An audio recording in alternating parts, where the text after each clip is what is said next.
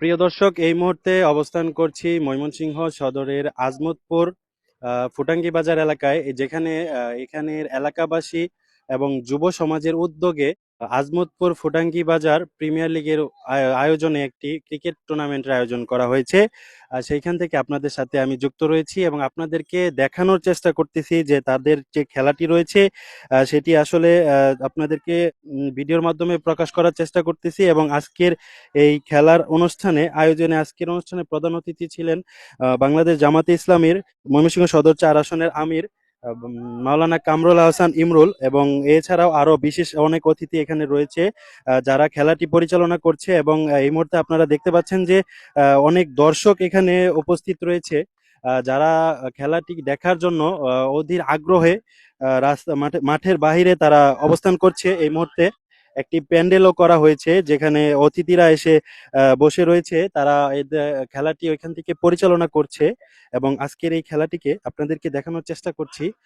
আমি যদি এই খেলাটির যে আজকে প্রধান অতিথি তার সাথে যদি একটু কথা বলি, আমি যে আজকের এই আজমতপুর যে ক্রিকেট টুর্নামেন্ট হয়েছে, আপনার কি মনে হয় প্রতিটা এলাকায় এরকম করা উচিত? আলহামদুলিল্লাহ।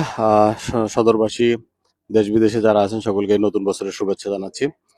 আসলে খেলাধুলাটা আমাদের প্রত্যেকটা এলাকা বেস একটা খেলাধুলার মাঠ থাকা দরকার অবশ্যই।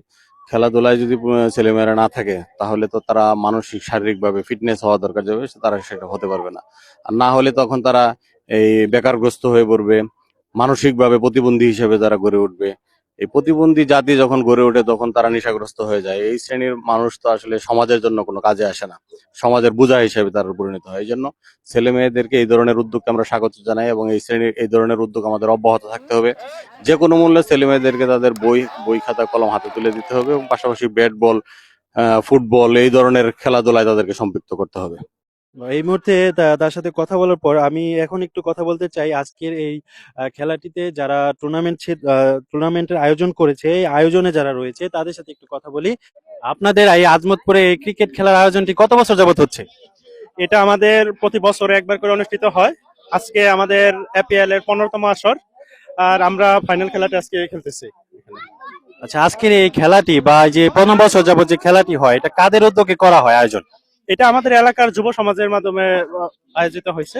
এটা শুরু থেকে যুব সমাজের মাধ্যমে আয়োজিত হয়ে আসছে।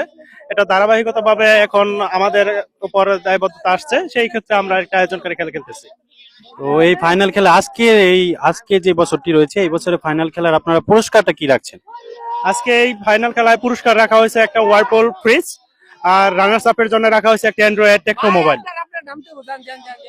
আজকে এই আজমতপুর বাজারে যুব সমাজের উদ্যোগে যে ক্রিকেট খেলাটি আয়োজন করা হয়েছে, এই উদ্দেশ্যে আপনি তাদেরকে কি বার্তা দিতে চান? আসলে এটা আজমতপুর বাজারের পাশে যে খেলাটি অনুষ্ঠিত হচ্ছে, এটি যুব সমাজের জন্য একটি গুরুত্বপূর্ণ জিনিস। এখন তো আসলে খেলাধুলা বাচ্চারা করেই না, পোলাপানে করেই না। এই উদ্যোগটা আমি মনে করব যে যুব সমাজকে মাদকের হাত থেকে রক্ষা করার জন্য একটি গুরুত্বপূর্ণ সিদ্ধান্ত তারা নিয়েছে।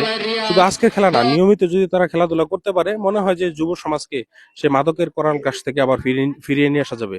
অপসংস্কৃতির যে অবক্ষয়, অপসংস্কৃতির যে ছাপ এই যুব সমাজের ভিতর পড়ছে, এখান থেকেও হয়তো বা এই খেলাধুলার মাধ্যমে যুব সমাজকে ফিরিয়ে নিয়ে আসা যাবে।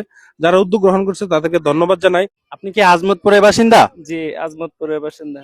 আজকের এই খেলাটি কেমন উপভোগ করতেছেন? অনেক ভালো উপভোগ করতেছি। যুব সমাজের উদ্যোগে যে খেলাটি হয়েছে, আপনার কি মনে হয় সব এলাকায় এরকম খেলা হওয়া প্রয়োজন? জি, এরকম খেলা সব এলাকায় ওর প্রয়োজন। আপনি কোন এলাকা থেকে আসছেন খেলাটি দেখতে? আমি তো এই অত্র এলাকারই, ইনশাল্লাহ। তো এখানে যুব সমাজের উদ্যোগে যে খেলাটি হচ্ছে আজকে, এটা কি আপনি কিভাবে দেখছেন? না, এটা তো একটা মাশাআল্লাহ ভালো দিক, খুব ভালো দিক।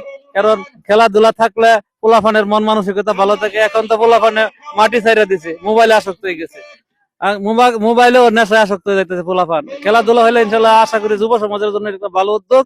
আমরা চাই পোলাপান খেলার মাঠে চলে আসুক। আজকে আজমতপুর যে টুর্নামেন্টে খেলা হয়েছে, এখানে আপনারা দীর্ঘক্ষণ আমি অনুভব করলাম এবং দেখলাম খেলাটি যে আপনারা জয়ী হয়েছেন। তো এখানে জয়ী হওয়ার পর আপনার অনুভূতি কেমন? বিগত 15 বছর ধরে আমরা এই খেলায় অংশগ্রহণ করতেছি।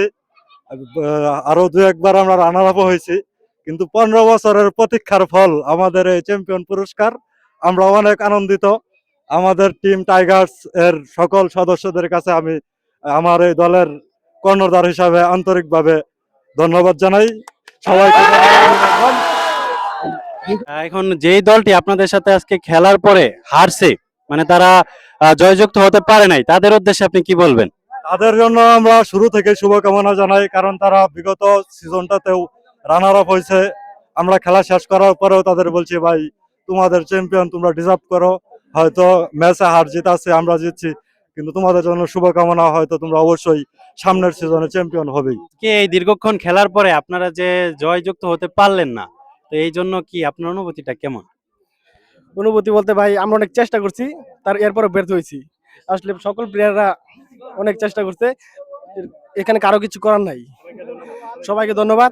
আমার ভাই কোনো আক্ষেপ নাই, অনেক কষ্ট করে উঠছি, মানে খেলাতে হার জিত থাকতেই পারে। ইনশাল্লাহ সামনের বার হবো। আমি গতবার ভাই চ্যাম্পিয়ন হয়েছি, কোনো সমস্যা নাই ভাই। তো আপনাদের সবার জন্য শুভকামনা রইলো।